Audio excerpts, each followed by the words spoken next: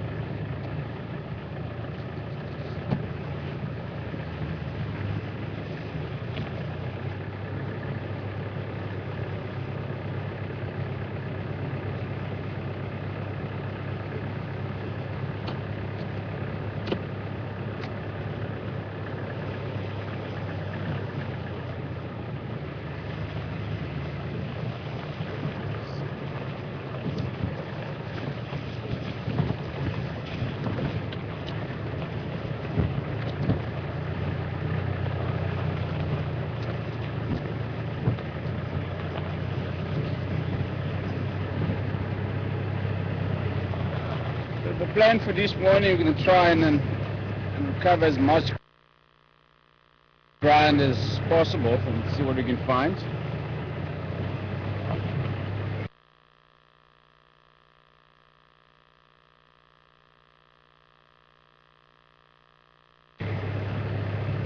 Last night we didn't manage to cover a lot of ground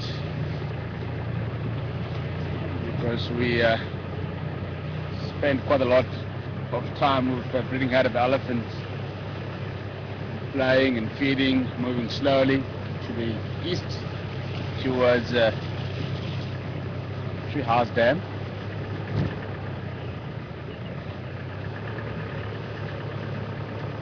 We also had a brave visual of three hyenas moving down towards Quarantine and disappear in a small block. So they're on the southwestern edge of Quarantine, and we did a loop around that block then, and we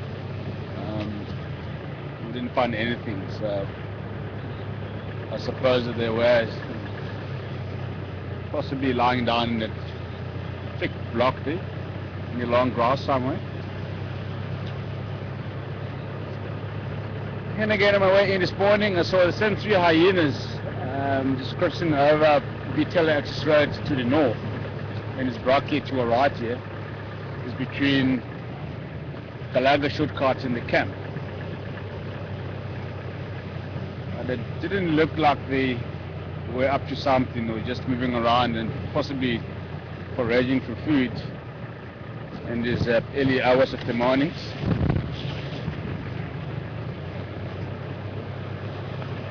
And a couple of rhino tracks on VTL access road from the gate.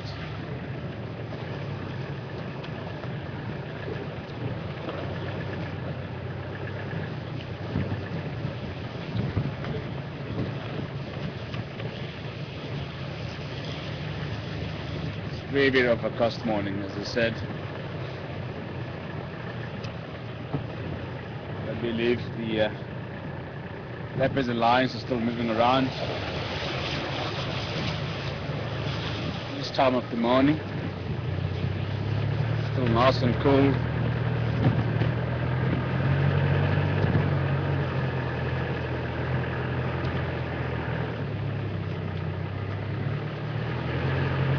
Beautiful dawn.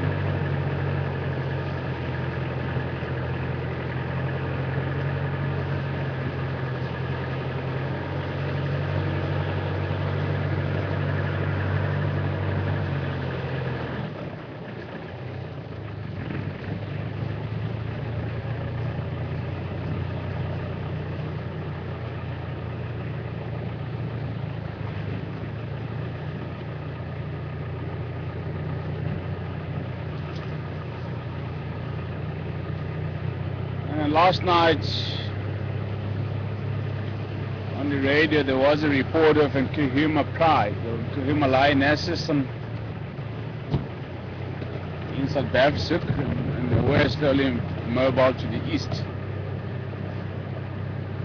So we're just going to check Balsuk Cup line and see if we can pick up any tracks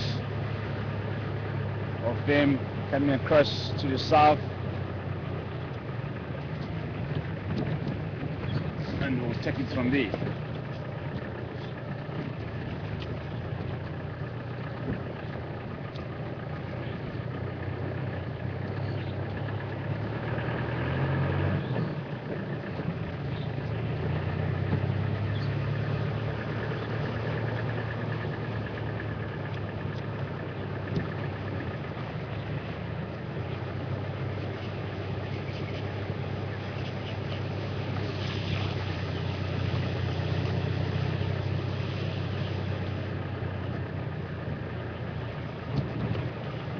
The bears are starting to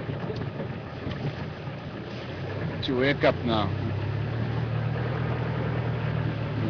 Giving Africa a salute.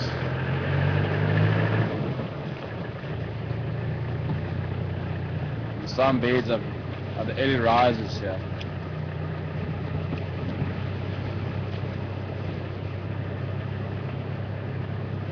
They get active before the sun rises.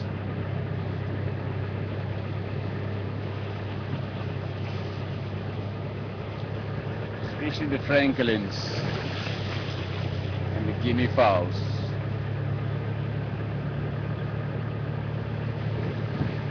Are the early risers.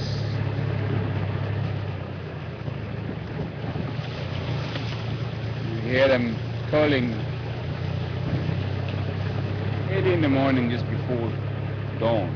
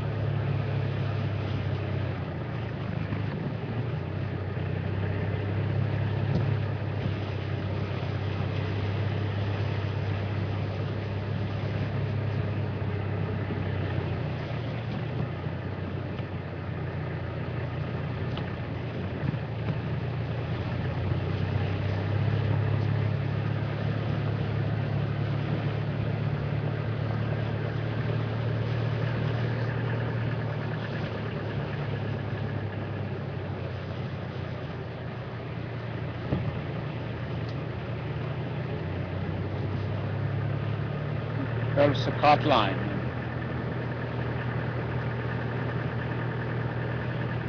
Now an often boundary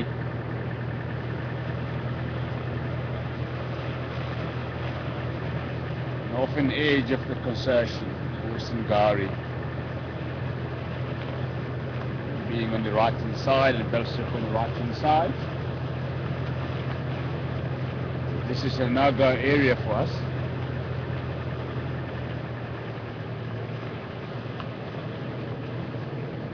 Elmers tend to utilize the main roads like this.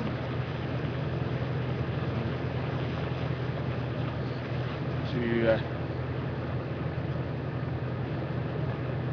mark the territory, using them as a boundary of the territories.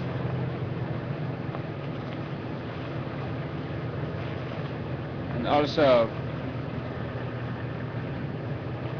walking on the roads during the night, hunting and looking for partners to mate, socialize, interact.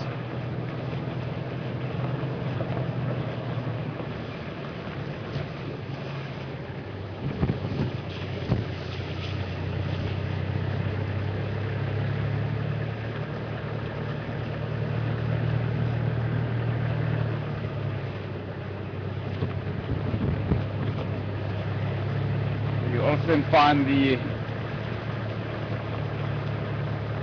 territorial rhino bulls and then dragging their feet along the main roads like this, and also the well-worn game paths, demarcating the territories.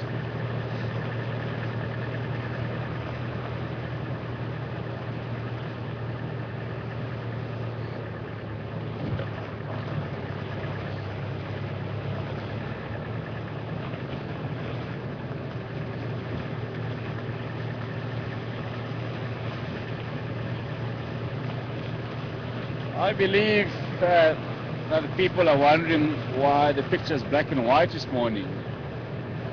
It is extremely overcast this morning.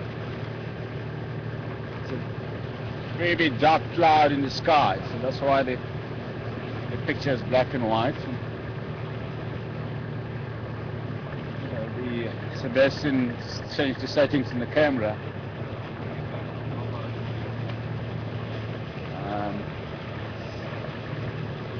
The shutter speed is very loud. But the picture will be back to normal probably in the next 5 minutes or so. So the more it gets lighter, and then the picture will get lighter as well.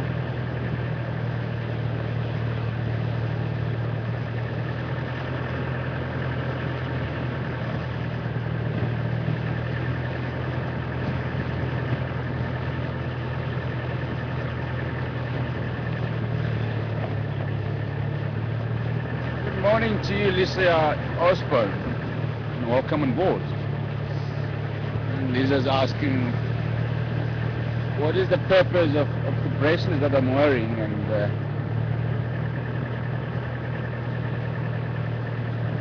And is it something to do about my ancestors?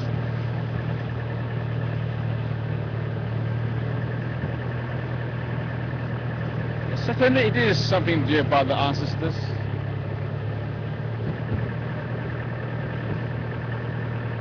Most of the African people wear bracelets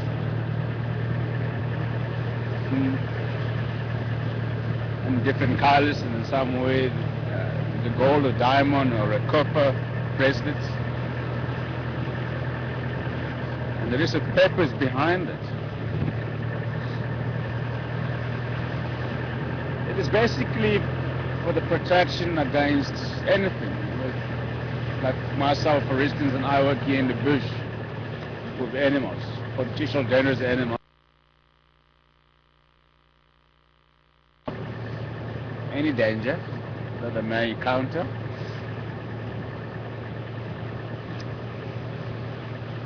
Especially snakes, which I'm very terrified of snakes. That's the only thing that I'm worried about when I'm walking in the bush. Even driving around a vehicle like this, and especially with this vehicle without the door on the side. So if you drive around the corner, there's a black mamba just lying on the road, and you're surprised it might get up and bite you.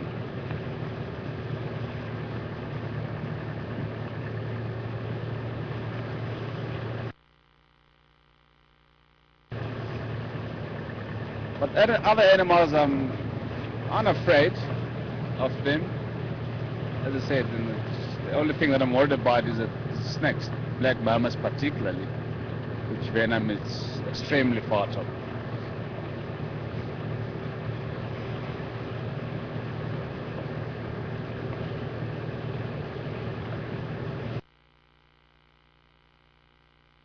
going on around in this magnificent African bushveld.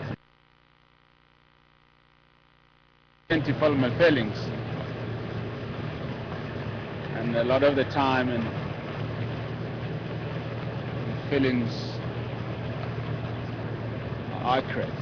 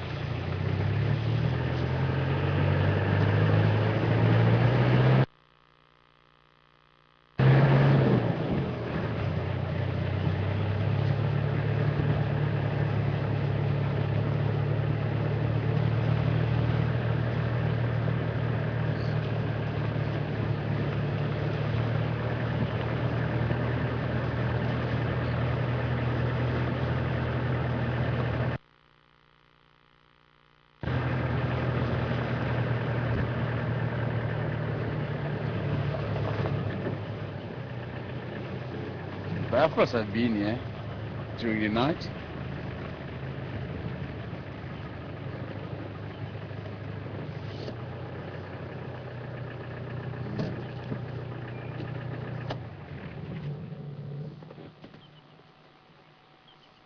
Hornbill feathers.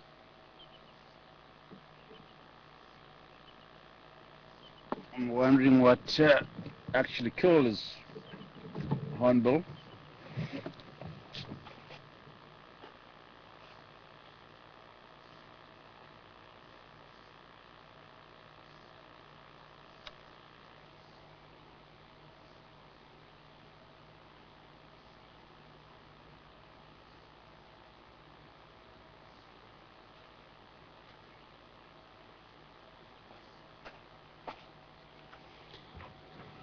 There's a Zee feathers, yellow-billed.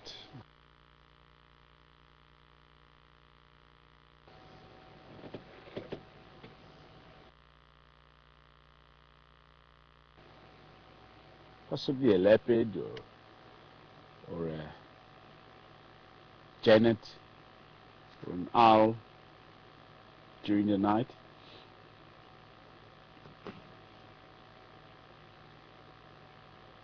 So it could have been roosting in a tree here, and the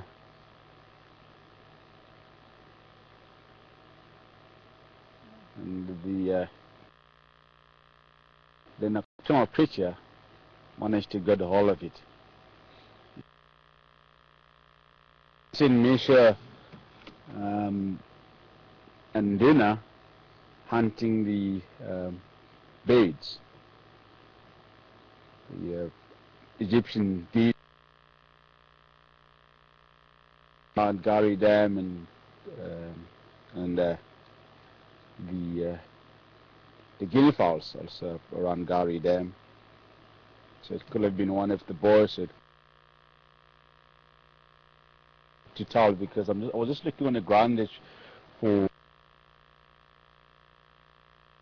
after tracks here, so the buffaloes could have walked on top of the leopard tracks, or a genet or an owl, whatever it could have been.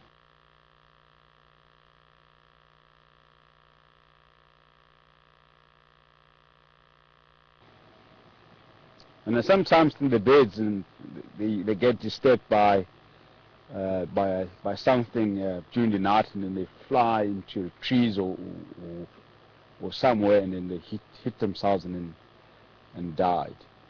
I've seen most of birds getting disturbed by nocturnal creatures, and then they fly into the trees and then hack themselves sometimes, and you see them with a broken wing or a broken leg or anything like that.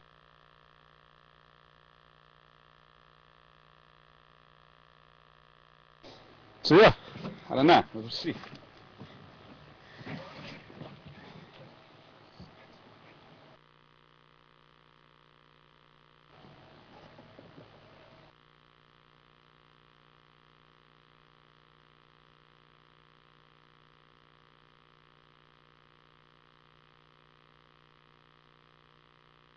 feathers in my head too,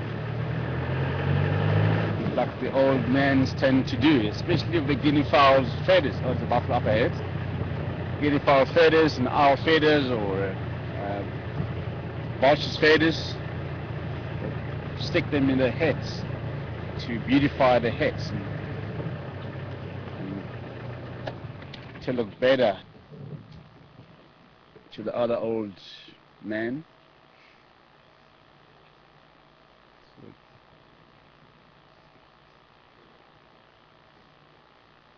Hello boys, good morning to you. Could you tell us what called that hornbill, the zoo? No, they're not interested in talking to me this morning. The big boys, yeah. They are in excellent condition at the moment, yeah, the buffalo. Healthy. Getting at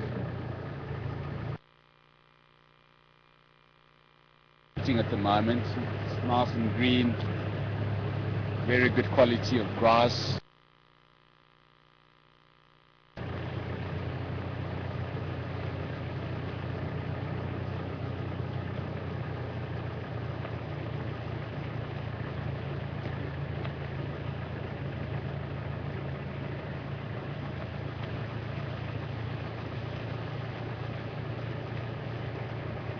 And the first week of rain,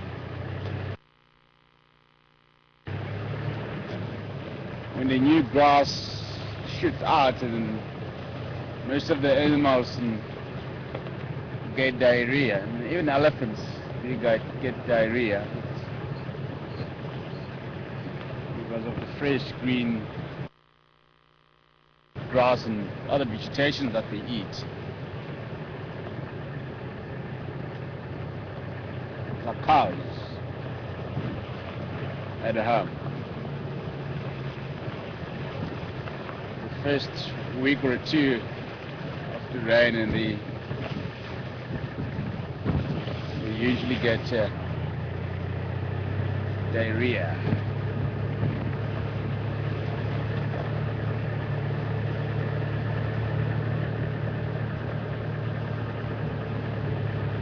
Which it makes the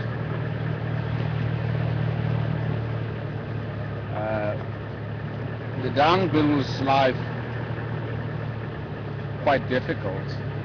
They are unable to roll the balls or even to make the balls. The dung is not good enough to make the balls.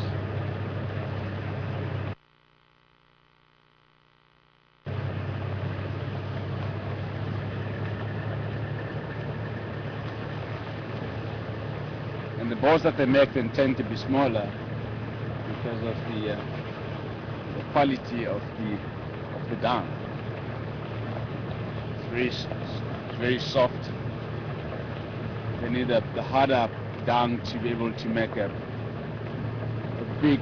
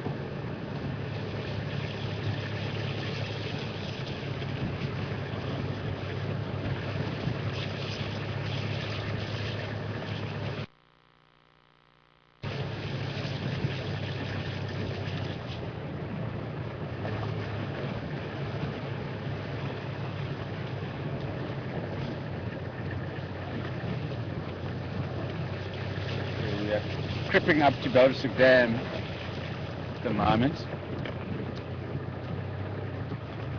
Wow.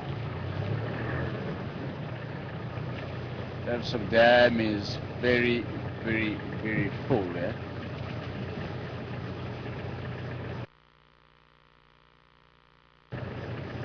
And once again, I've never seen Belgisuk Dam as full as this.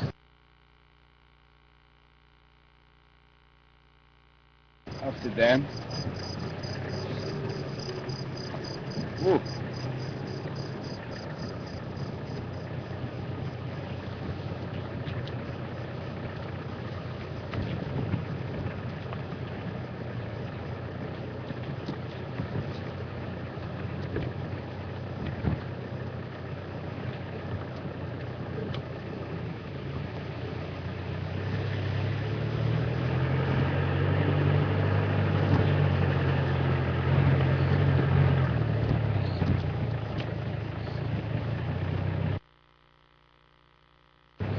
Another buffalo. Young buffalo bull. Hello, my boy.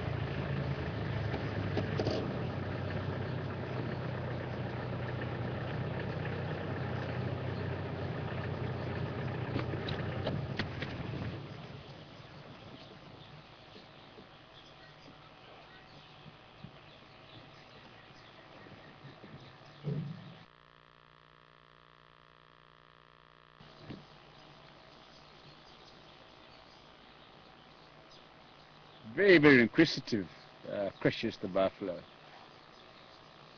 Oops.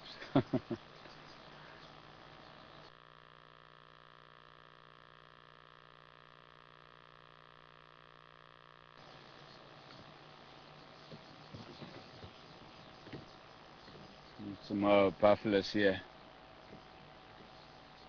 hiding themselves under a tree. And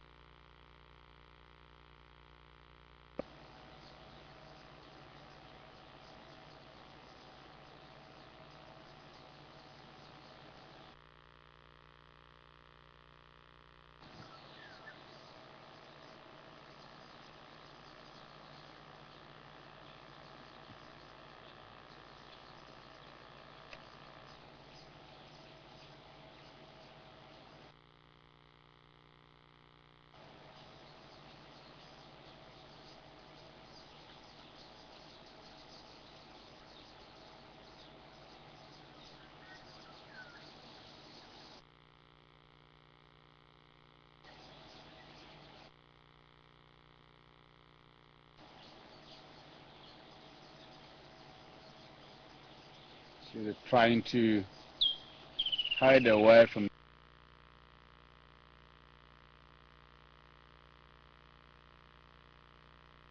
the other parasites.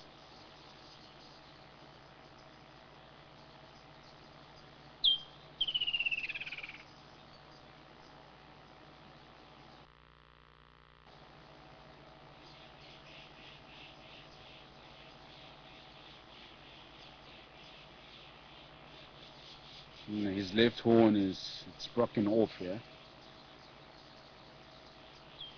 Possibly from a fight with the other bulls in the area.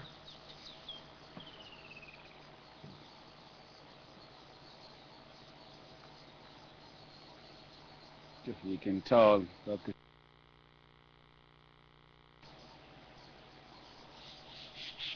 see them rolling around and flicking the tails to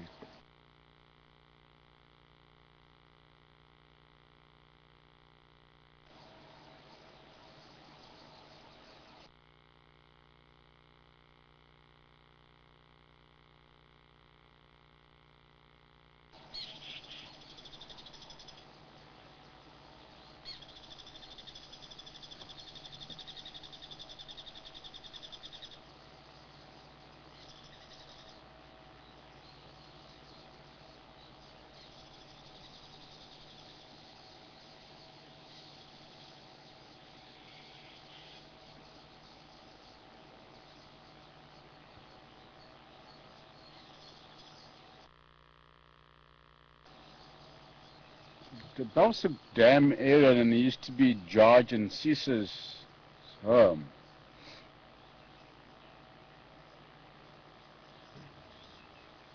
The two characters that we haven't seen in a long time, since they've left the property.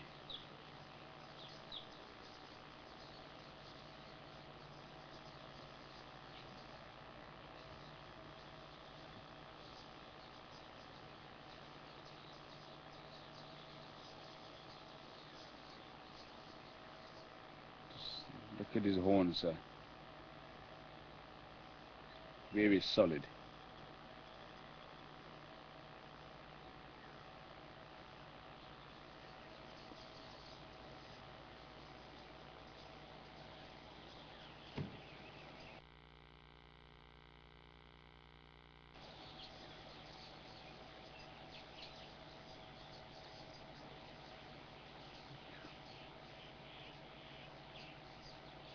Flies are really bothering.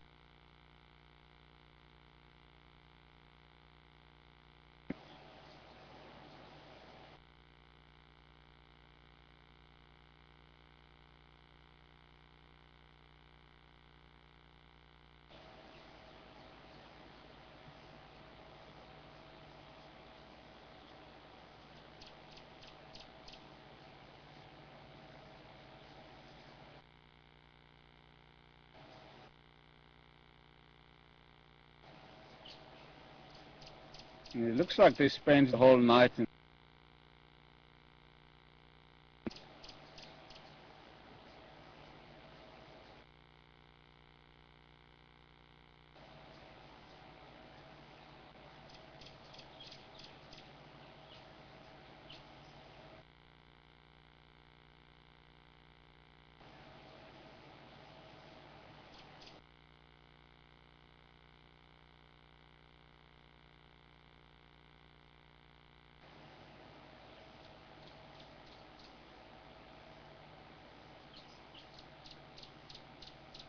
So generally the buffaloes don't graze during the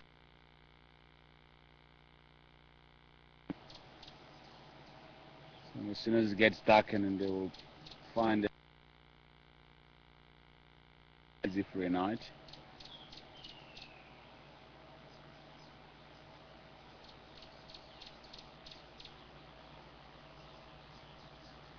So the great deal of grazing takes place mainly in the early hours of the morning when the temperature is nice and cool, and again in the late afternoon. So between the morning and the afternoon, they also tend to lie down and chew the cud and conserve the energy.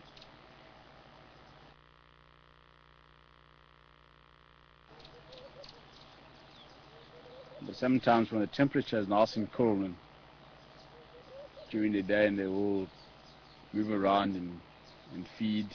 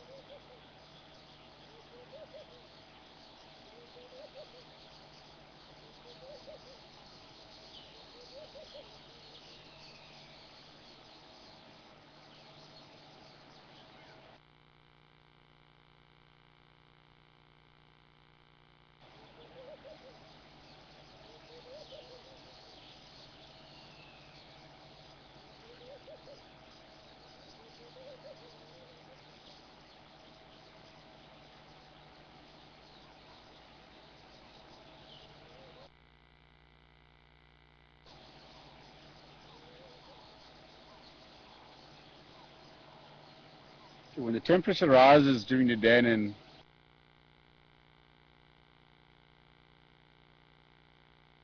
in the shallow water to cool themselves off, and also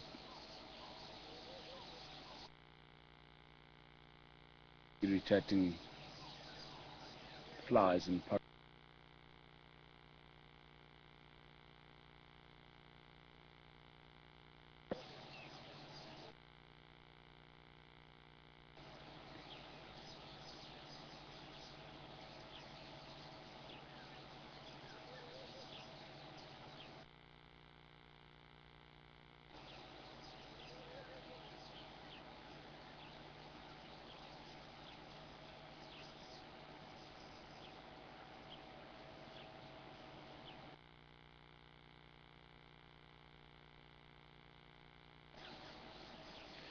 alrighty.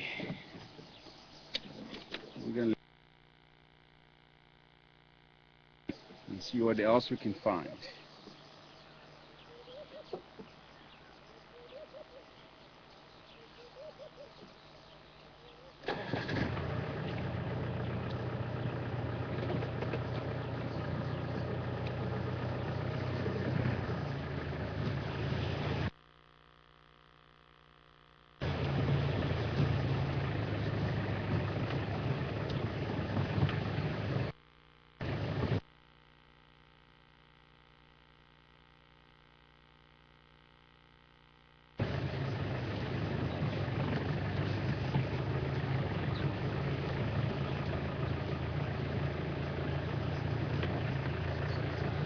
Pinky, morning to you.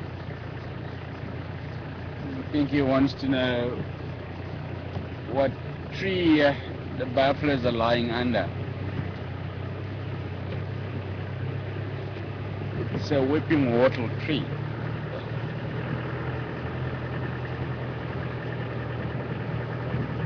Or a bush or a pepper tree. When I see it again, I will stop and show it to you and explain to you why it's called the bush tall pepper tree. It's a very interesting tree, actually. I control a few raindrops over here.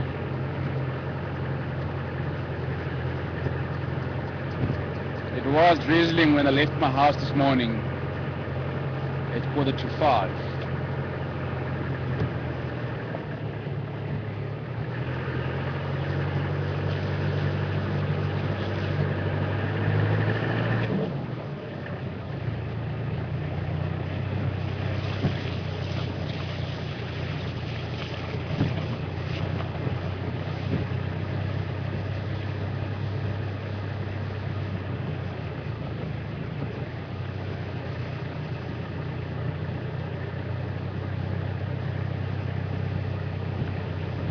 Vivian, also, good morning to you. Vivian wants to know what bird was calling in the background when we were sitting with the buffaloes.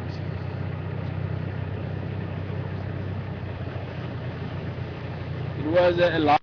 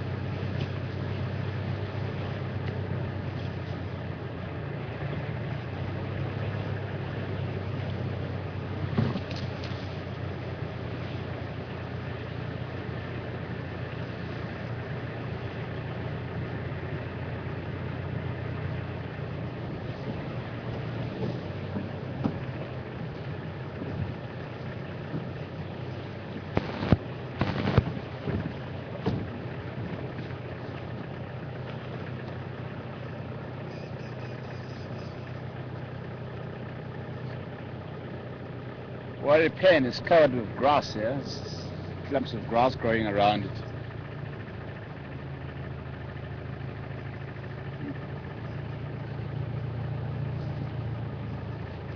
It's looking beautiful.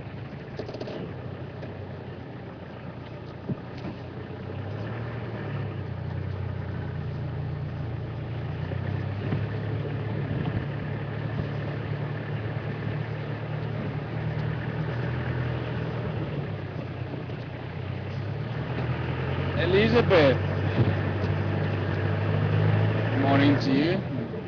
Welcome on board. Elizabeth wants to know the difference between the white and the black rhino, the habitant diet.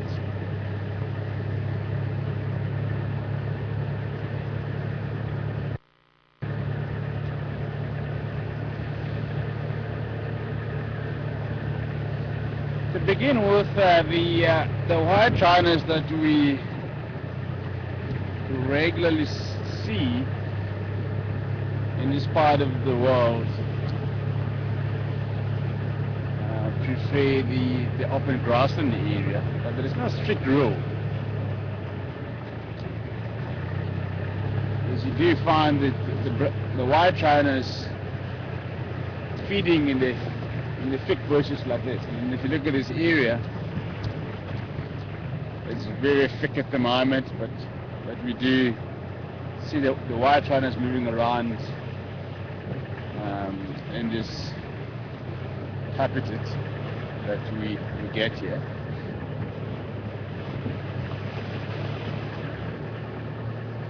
And they are grazers, the white rhinos. They eat grass.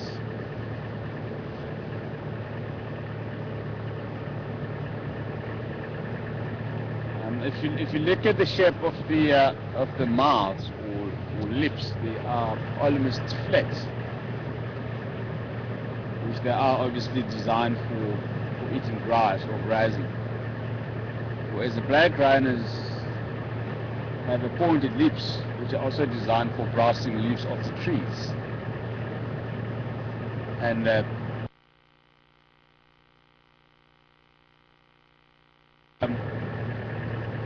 black rhinos in this part of the Sabi Sands,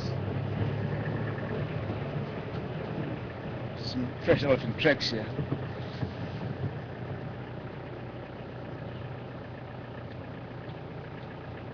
Going that way.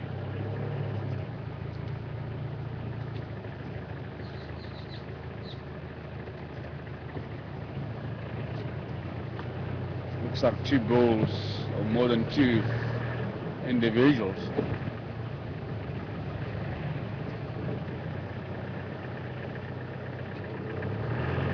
What was happening here on the Tiamat Mountain? The elephant was lying down here.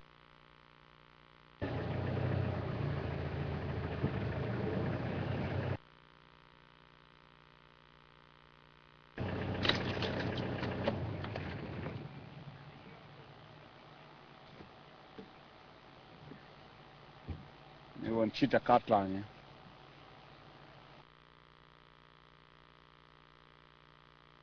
You can see where the elephant flattened the grass there.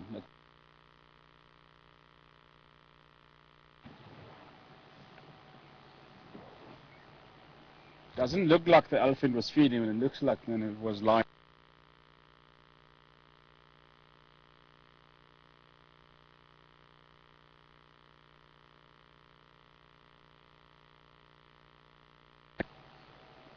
Where they are able to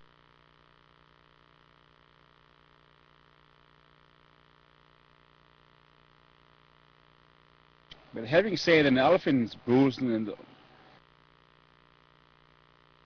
elephant bull, very old elephant bull in the Timber Vast Reserve and the Mangine.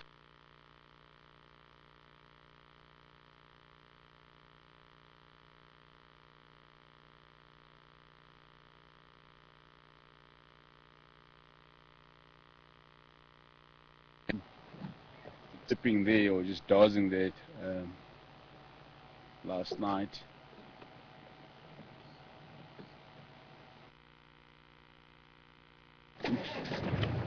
Interesting.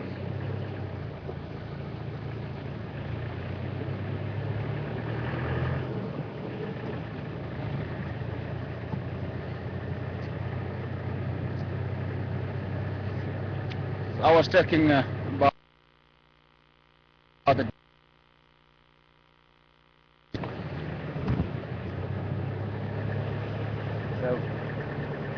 I was saying that we don't often see the black rhinos in this part of the Sabi Sand, and now there's been a couple of black rhino sightings in this part of the Sabi Sand many years ago.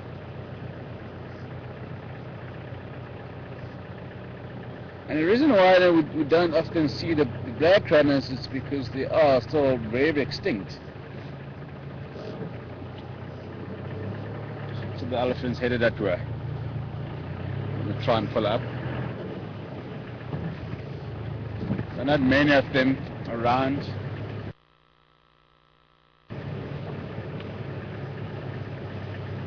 The last time I looked at the statistics, and there were about 300 black rhinos in the whole of the Kruger National Park.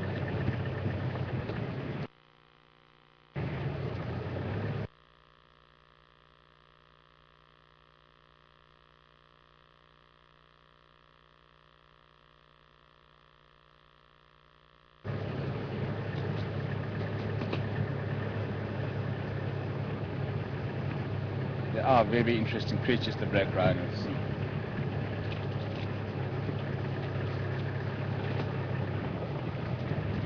Animal compared to a white rhino. Got a very short temper, the black rhinos.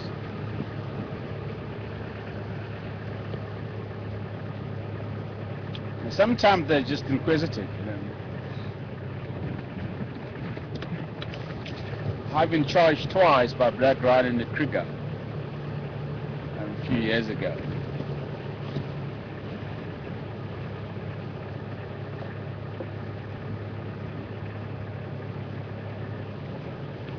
And luckily we were in the vehicle.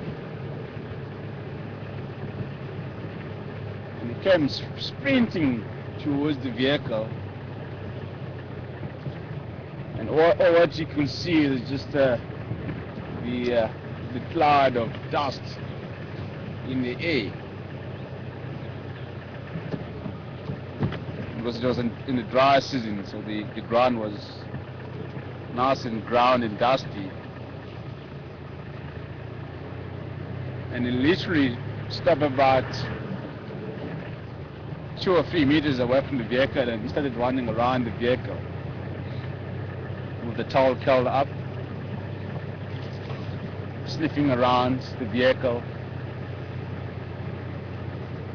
So we sat absolutely still and quietly in the vehicle, and he didn't do anything. So he just sniffed around the vehicle, and eventually then he moved off and started feeding.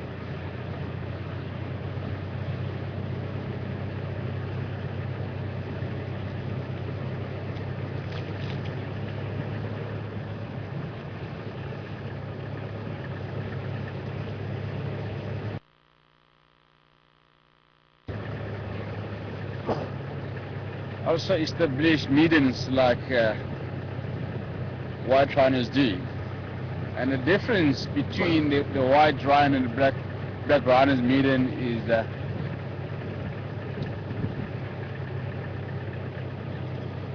the squirrel's going crazy here.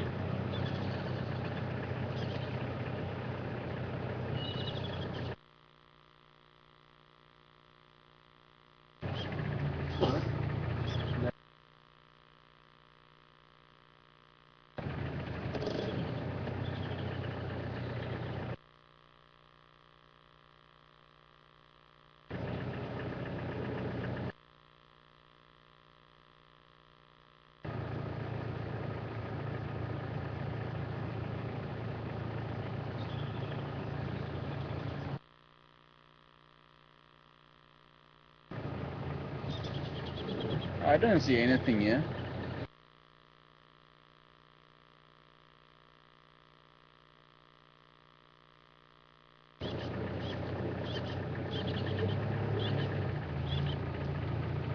It's quite high up in the tree there, the squirrel.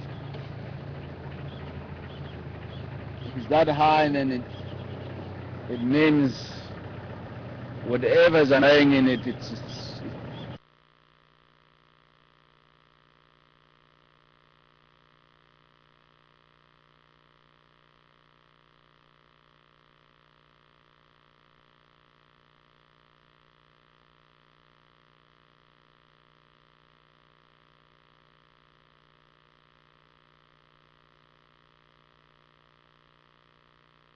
how high or how low they are in the tree. So if they're sitting quite low and constantly alarming, then you know that the predator it's close by.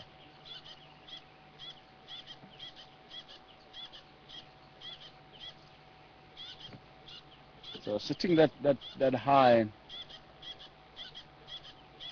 the predator or the snake, whatever's annoying it, and then cool.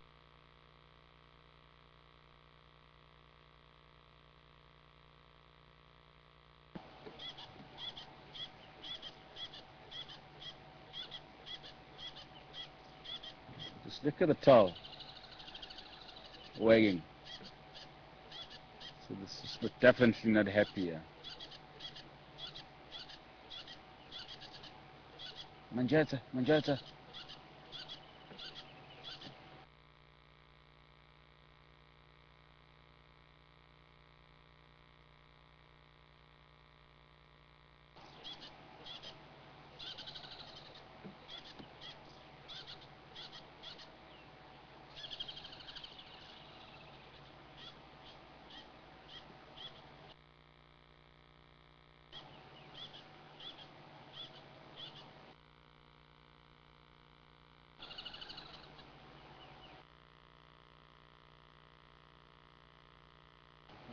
Yeah.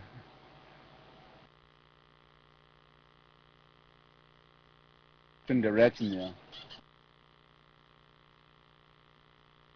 I was looking in that direction. And then turn around and looked in that direction. In different directions. I think it's a bit confused.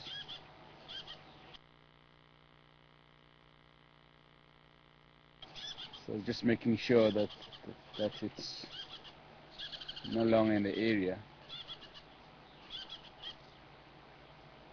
These leopards do prey upon squirrels, birds of prey, eagles, snakes also surprise them.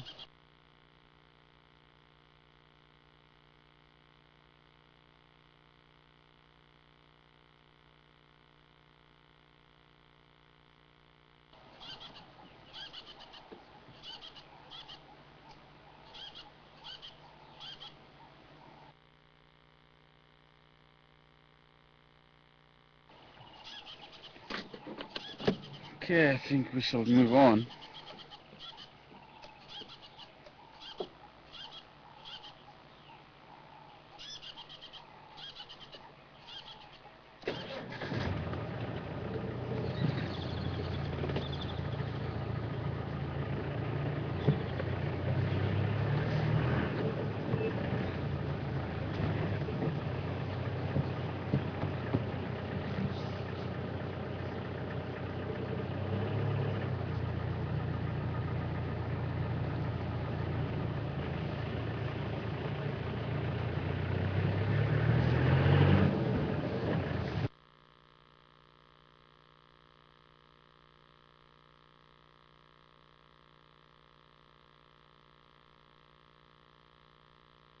And the black rhino's meeting.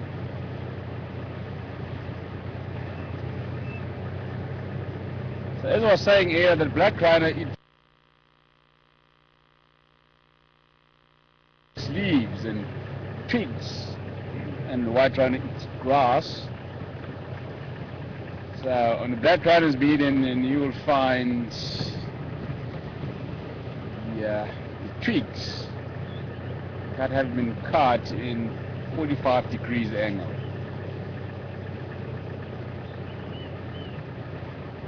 And the dung tend to be slightly darker than the white rhino's dung.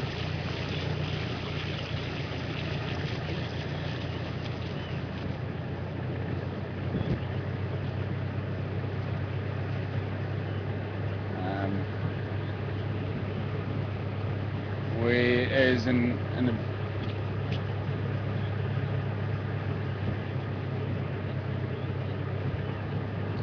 white rhino's dung or remedian, it's a bit darker, especially when the dung is still fresh.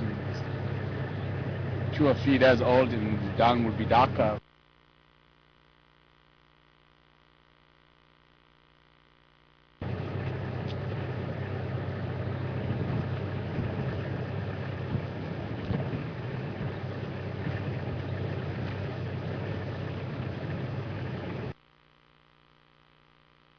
North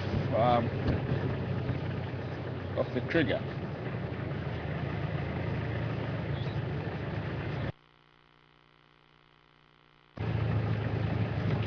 Euphorbias and Tamboti trees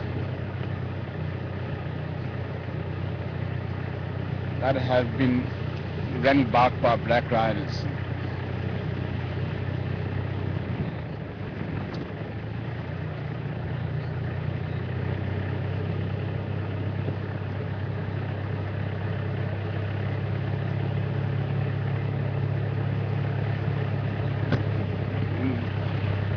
The euphorbia and the Tamboti trees are very, very, very poisonous.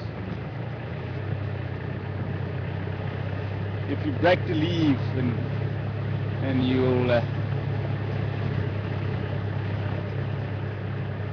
you'll see the milky latex come out of that leaf. That milky substances and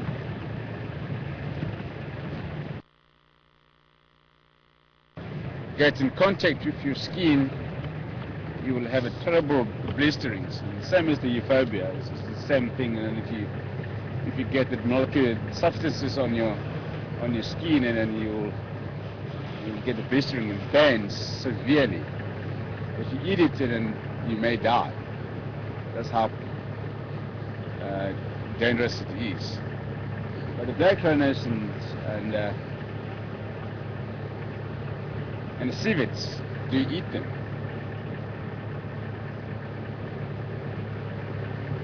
So they're obviously adapted to the poisons. Or maybe they eat something to try and neutralize the poison. So it's very hard to say. It's often tricks again cut down that way. So they're moving up and down in zigzag ways, and going off the road and come back onto the road, and now I've got the traction again on the road, still heading in that direction. So there are lots of poisonous plants in this area that animals do eat them, and birds do pollinate them, and it doesn't affect them. But if you do eat it as a human,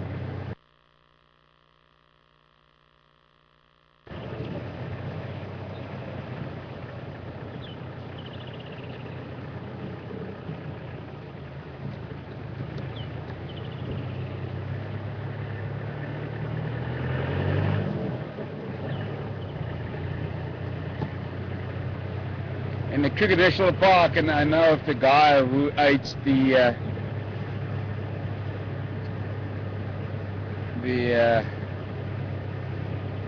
seeds of a Cambritum fruit, russet bushwheeler fruit.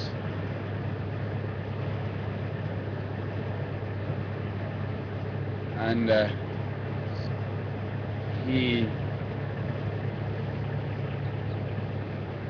had a terrible diarrhea and ended up into hospital.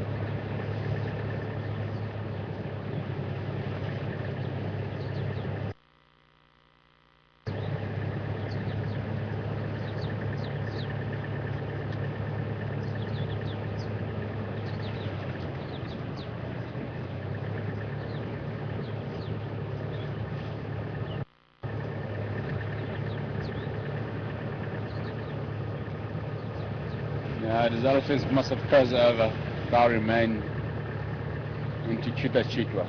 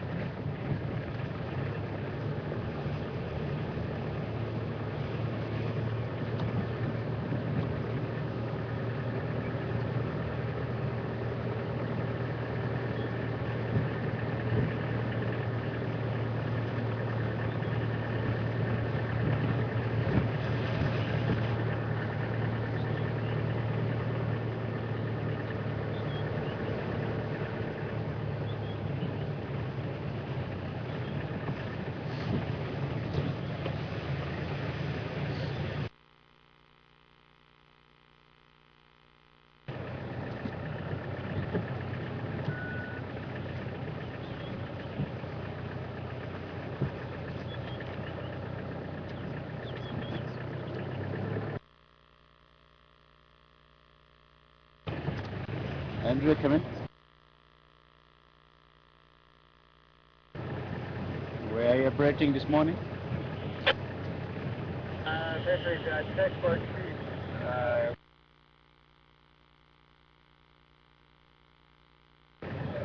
Board, okay. And then a couple of bigger boys. Either just cut lines, this street, okay. That's fine. There's a hole. The other one is fine. I'm trying to put in a condo, direct condo on the door. But they're heading towards Fairmont.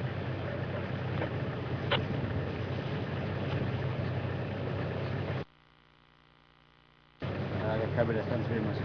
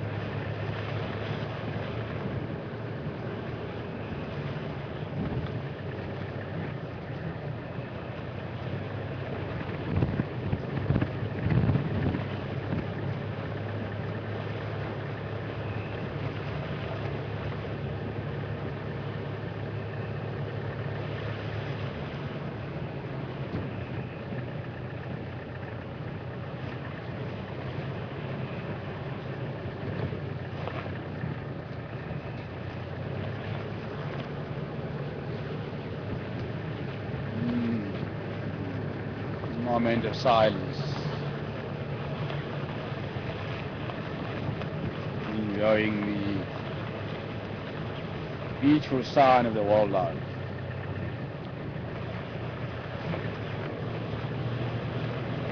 The birds singing beautiful songs.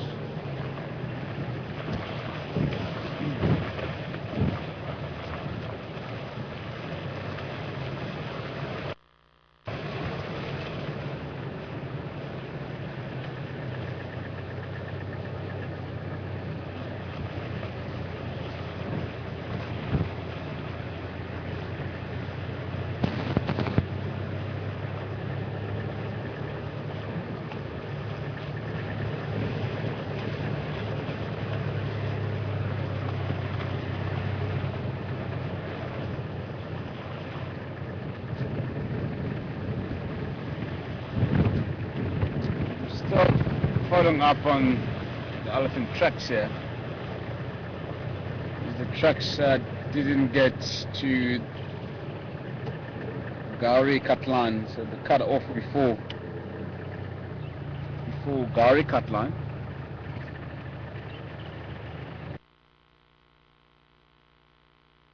They run the tracks here, going across to the south.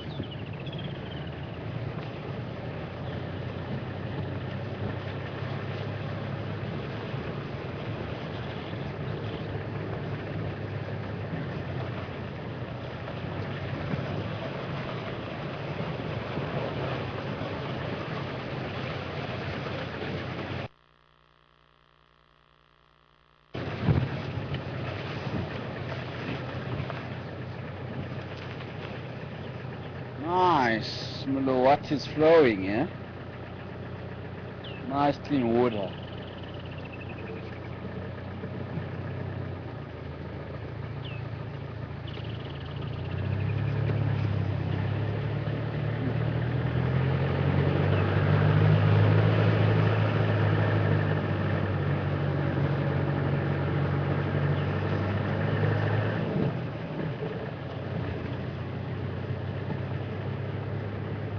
Mulawati is the seasonal river system, yeah.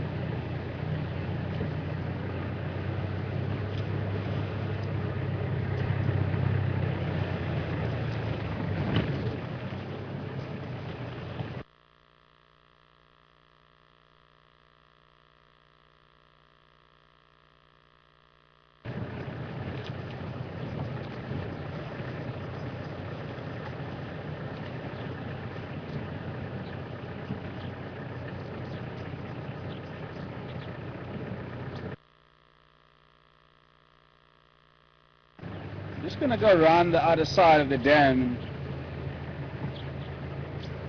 and see if we can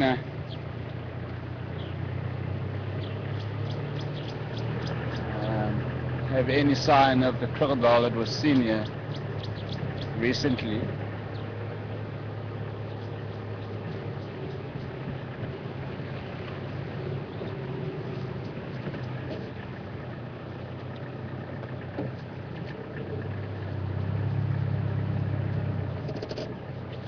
The crocodile, the ngwenya.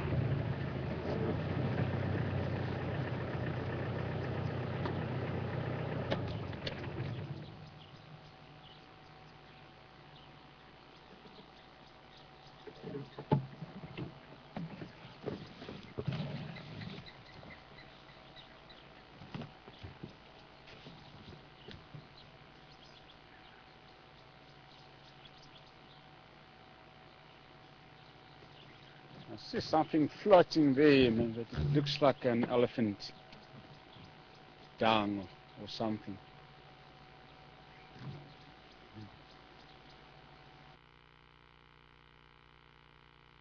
Just among that clump of grass there in the distance. There's a brown thing just floating on the surface of the water.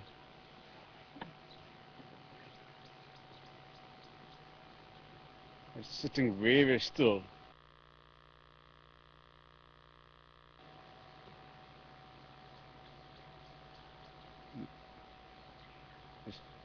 Crocodile tend to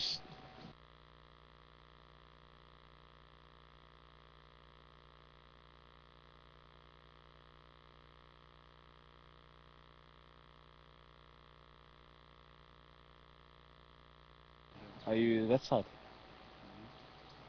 More to the left?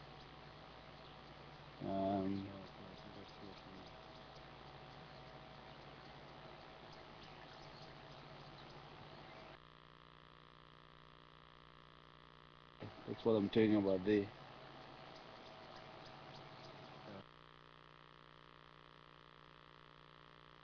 Is it moving? Yeah, moving slowly. The grasses. Yeah. There. Yeah. Let's go around the other side and I might have a better view of it.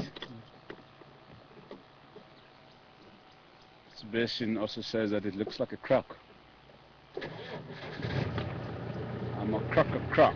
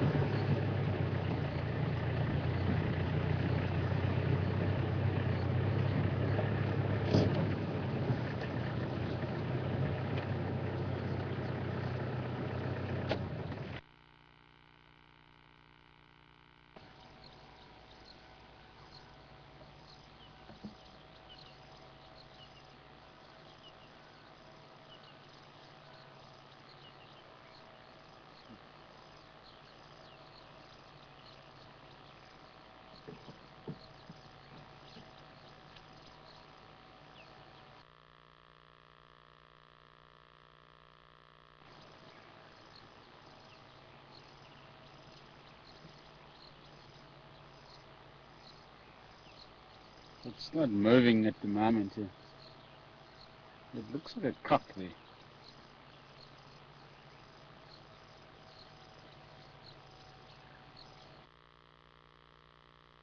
Sticking out on the surface.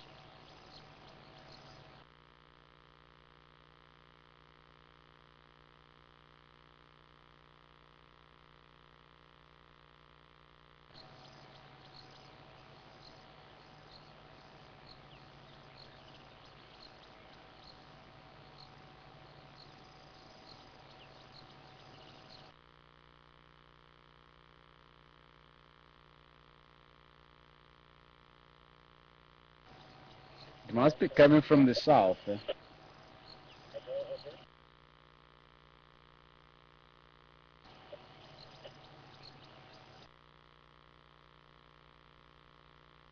Little Gari Dam.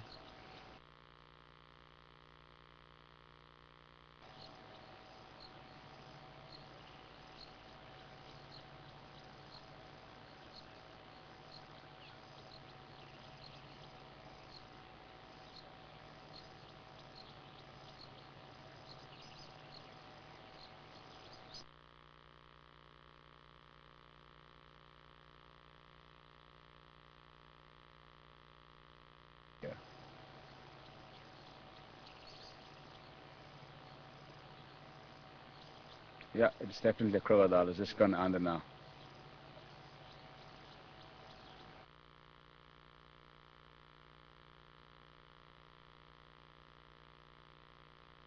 And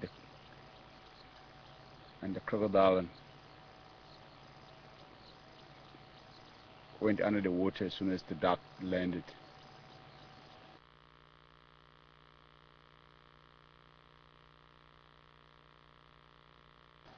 They also prey upon fish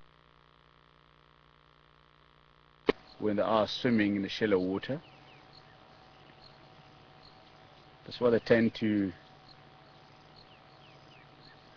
stay under the shallow water during the day, just waiting for anything to come down to drink water.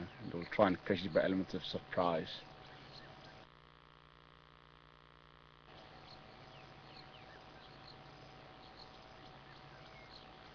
The crocodile can jump out of the water about half of its body length to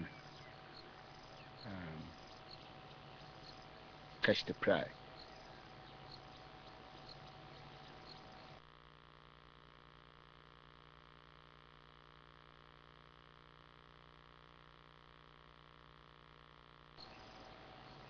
And they don't constrict the prey to kill it.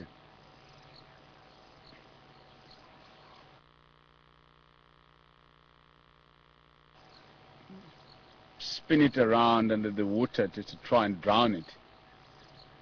That's how they kill the prey, the crocodiles.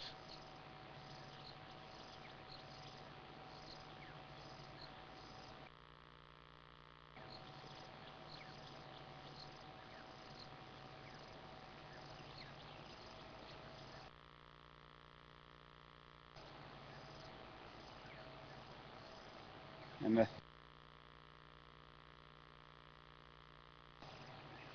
is aware about the presence of the crocodile in the water, but it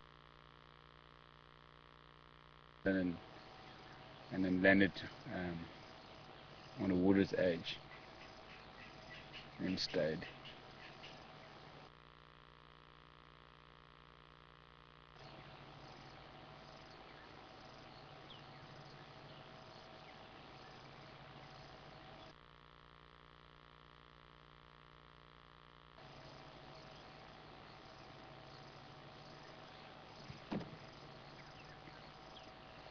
Just gonna sit here for another minute or two and see what will happen. So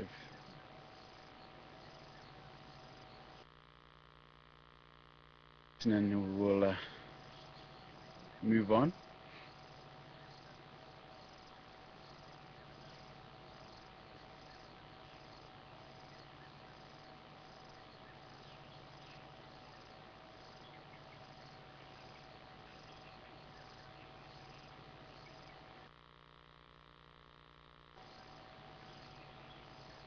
Crocodiles can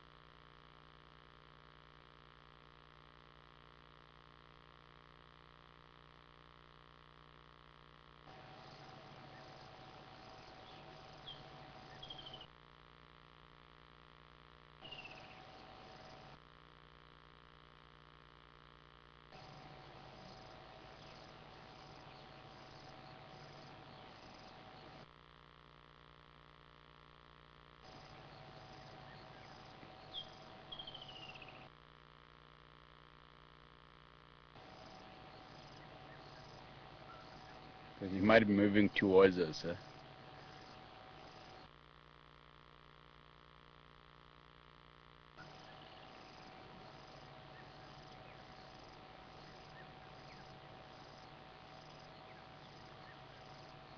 There are also in the rivers and dams like this, especially in the southland sands, along Sand River.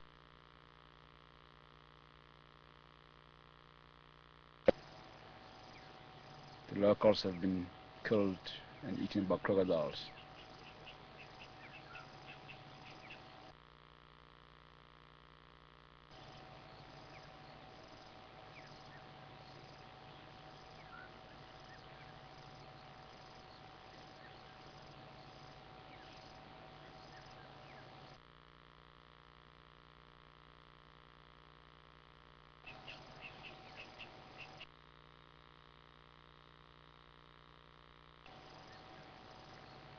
And a couple of years ago, then one of the landowners' son in the southern sands nearly got killed by crocodile. And luckily his friend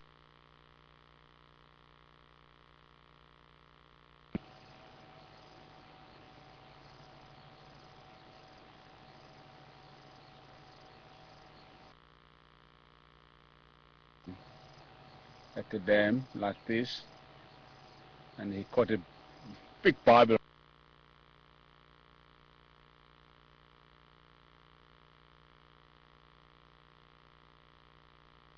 The Bible or a catfish overpowered him, came and jumped and grabbed him by his leg and pulled him into the water, and this guy came at him and pull him out of badly damaged or injured. And he also ended up into hospital, so they had to airlift him to the hospital. Otherwise he will have. So if you come fishing to the dams like this, and then you must be very careful with the crocodiles. Even if you know that there aren't crocodiles available, but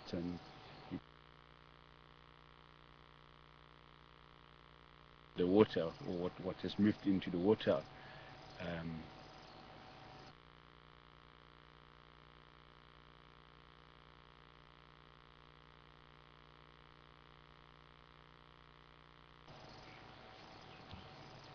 this reminds me of Peter Pretorius swimming at Belsic Dam, and then a week after he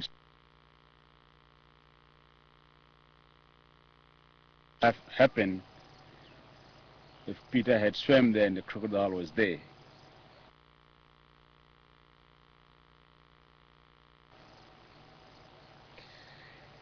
Who knows? No, there's no sign of this croc here.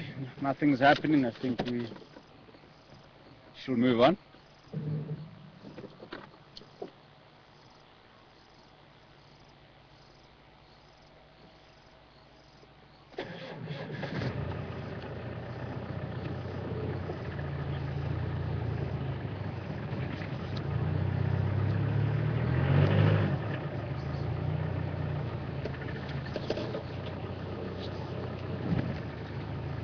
I think the crocodile is waiting for the dark to move into the water.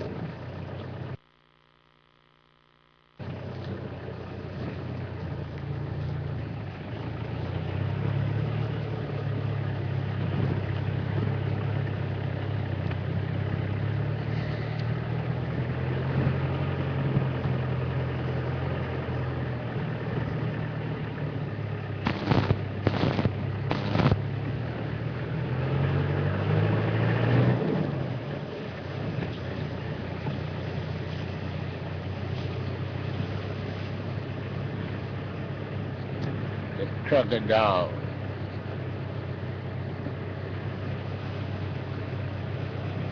They are very powerful creatures, the crocodiles, especially when they are in the water.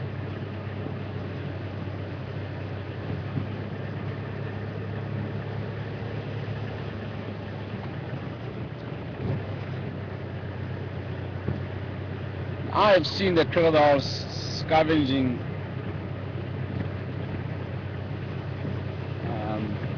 outside the water.